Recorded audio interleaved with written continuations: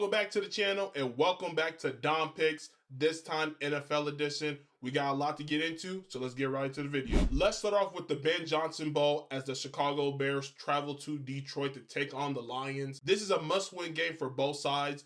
For Detroit, they can't start off 0-2 because you know the NFC North is going to be difficult to regain leverage when it comes to the end of the year standing. And for the Chicago Bears, they're coming off of an offseason where everyone expects them to be much improved. This past Monday, they had a game they should have won.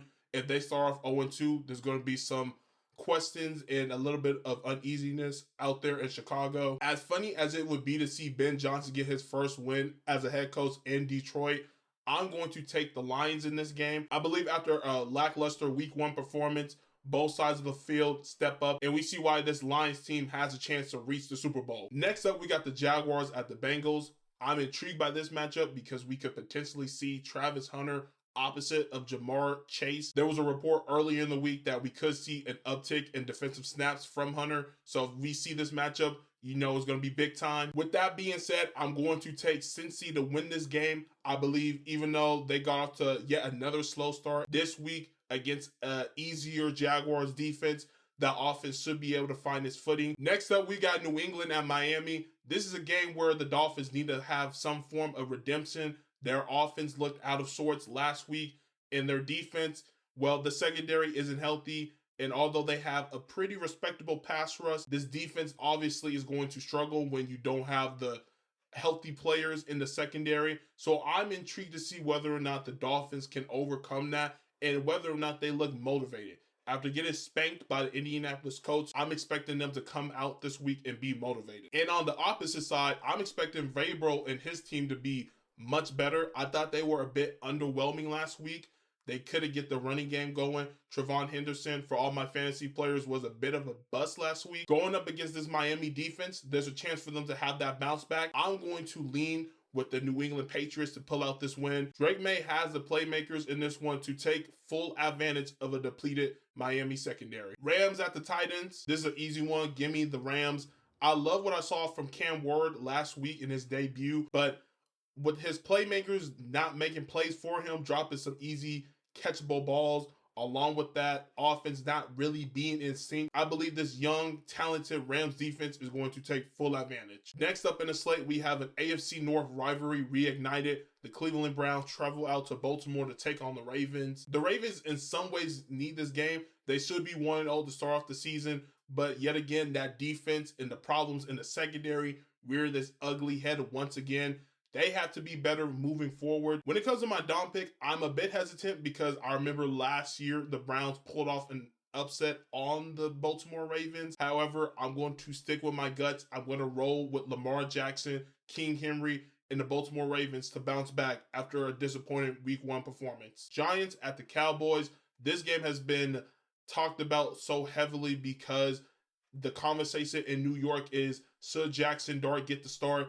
And I'm going to say no because it's too early in the season. Not to mention, we already knew coming into the season that the Giants had a hella difficult schedule. They have, I think, the Chiefs next week, the Chargers, and I think the only easy game in their first 8 is against the Saints, and that's even on the road. So the week 1 performance was not surprising as the Commanders are expected to be a Super Bowl contender. That being said, I thought their offense could have been much better. Their O-line in particular is a bit alarming. I think Russ is the best quarterback right now for the Giants to reach their offensive ceiling. That being said, we need to see that running game get established, along with feeding Malik Neighbors with targets early and often. And for the Cowboys, they actually didn't disappoint in week 1. I thought that game was going to be a blowout against the Philadelphia Eagles. Their offense looked pretty good.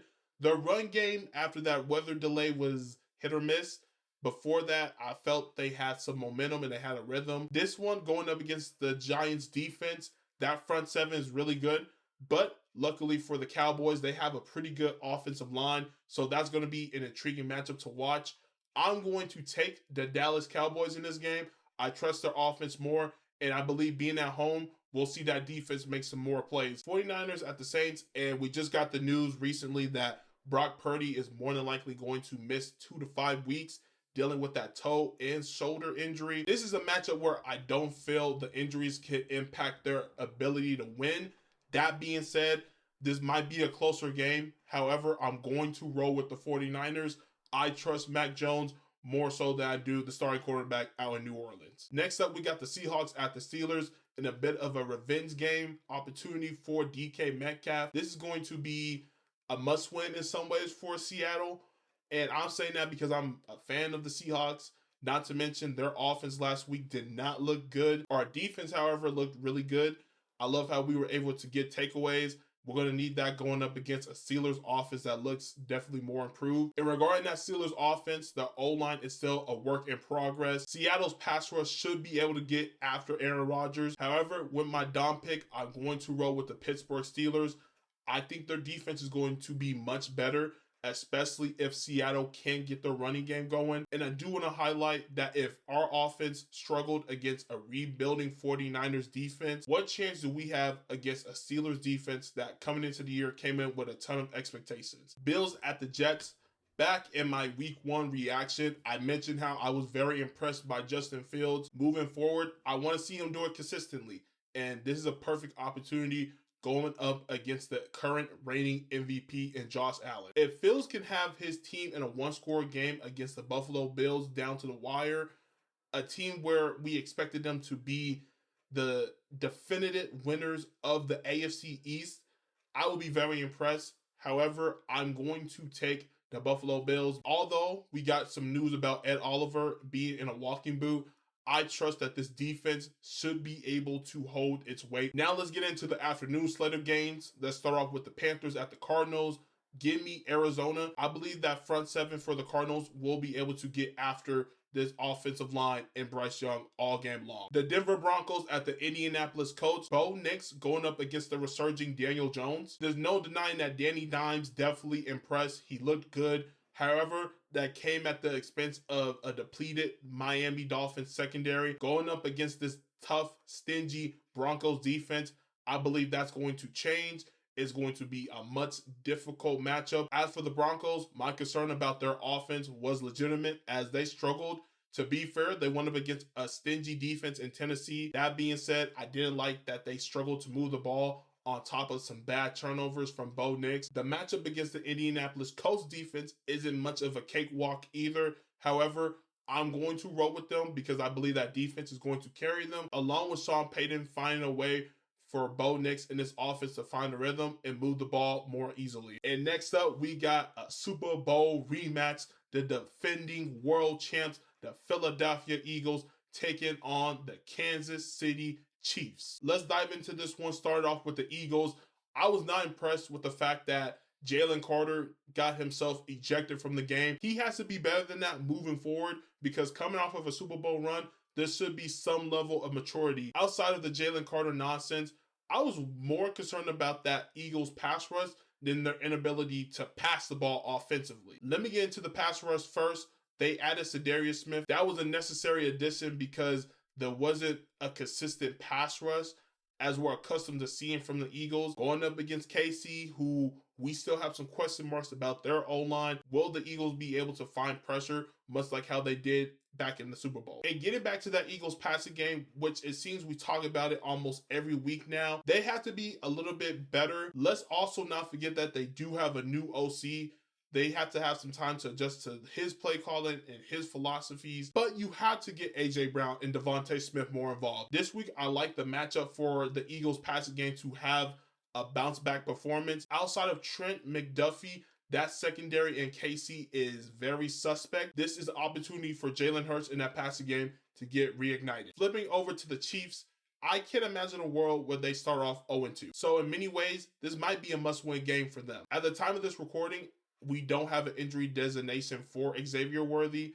I kind of imagine he won't play because as a wide receiver playing with a harness on your shoulder arm area, that seems a bit counterintuitive. Can we see a running game be established? Isaiah Pacheco, I love how he runs the ball. However, can we see him get some more touches in that running game? I think to nullify any pass rush that the Eagles throw at the Chiefs this Sunday, they have to find a way to establish the run. If they can keep that Philadelphia Eagles defense honest, I like their chances of pulling out the win this Sunday. Moving to my Dom pick, I gotta take the Philadelphia Eagles. KC has so much going against them in this game, and I trust that the Eagles will be able to capitalize on that. We have Sunday Night Football in prime time. The Atlanta Falcons, led by Michael Penix Jr., going against the Minnesota Vikings, led by another former first-round pick in J.J. McCarthy. Is this year's Atlanta Falcons the same old Atlanta Falcons? They will always find themselves in close games, but they always find a way to lose them. This is off of the back of Koo missing the game-time field goal in regulation against the Tampa Bay Buccaneers. Although that is the one play that sends out to you for why the Falcons lost the game, the box score tells another story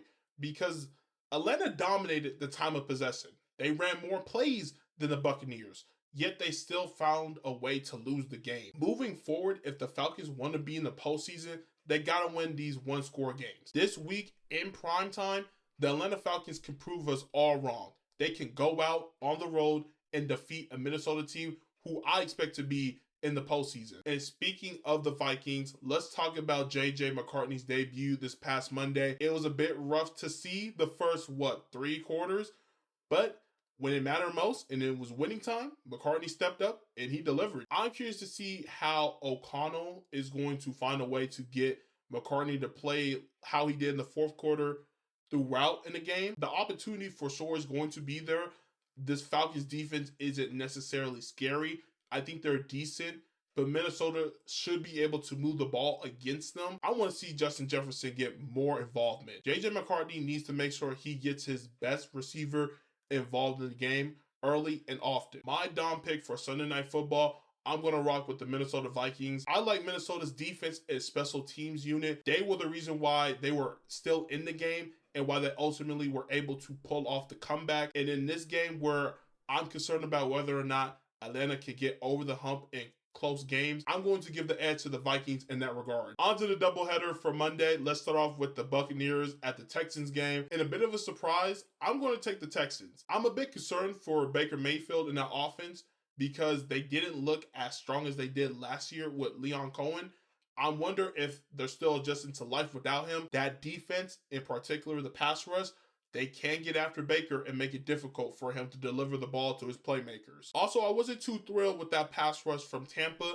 I thought they should have been able to get after Michael Penix a little bit more, considering Atlanta lost a piece of their starting offensive line. I think being at home, they find a way to get the job done as CJ Stroud and Nico Collins get the dub. In the closeout week 2, we got the Chargers in Las Vegas against the Raiders. Go ahead and give me LA. I love what I saw from their offense in Brazil last Friday. And on the other side, Aston Gentry, he's getting his home debut. A little bit underwhelming against New England last week. However, being at home, I would be surprised if we see him kind of explode. I'm still going to rock with the Chargers though, because they have the tools to exploit this Raiders defense, along with their defense being able to make enough plays to win this game. And that's going to wrap up week 2 of Dom Picks. Go ahead and leave a like, comment down below what your picks are for this week. Most importantly, hit the subscribe button, and I'll see you all next week.